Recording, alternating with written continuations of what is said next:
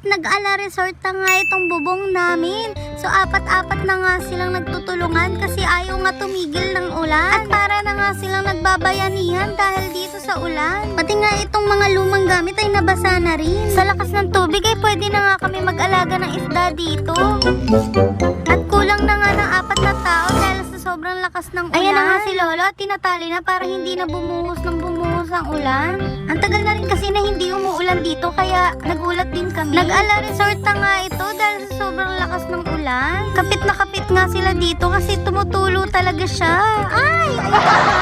Natanggal nga yung yero kasi hindi nalagyan ng tape. Kailangan talaga idikit yung yero para lang nagbabahay-bahayan. Yung mga ganitong pagkakataon ay lumalabas talaga ang superpowers ng mga tao dito. At kami na nga nag-adjust sa ulan kasi nakakahiya naman sa kanya.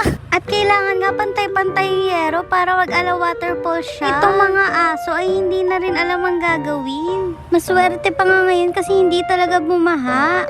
Kasi dati talaga ay abot ulo talaga ang baha dito. Mas kawawa nga ang halaman kasi lunod na rin sila. Pag lumakas pa tayo, pwede na nga talaga tong maging resort. Malinis naman yung tubig, tatanggalin lang yung mga dahon. At back to work na nga ulit after malagay yung yero. At kailangan pa rin natin maghugas ng paa para iwas leptospirosis. At kailangan pala sweet pag naghuhugas ng paa. Libre hand washing nga itong nagawa nating waterfalls. Madalas nga itong dinadaanan ng tao pero may nakaharang na yero. Kaya si Lolo nilagyan niya ng harang kasi baka mauntog yung mga dumadaan. Akala ko nga ihawan ito ng manok. Pangharang lang pala. At tinanong ko nga kay Lolo kung para saan ito. Pangharang nga daw. Akala ko design lang para aesthetic. Hindi nga ako makalabas kasi umuulan. Kaya nagpayong na lang ako sa loob. Kasi baka mabasa din ako.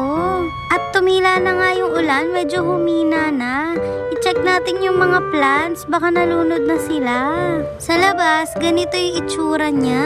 Sobrang dami nga nahulog na dahon dahil sa pag-ulan. Nakalibreng ligo nga ang mga dahon dahil saglit lang ang ulan. Mamaya ay wawalisin din yung mga nahulog na dahon dahil sobrang kalat. Buti na nga lang at 15 minutes lang umulan. Ako ayaw ko talaga umulan kasi parang ang lungkot. Pero okay na rin kasi saglit lang yung waterfall sa bahay. At dito na nga nagtatapos yung waterfalls natin. Bye!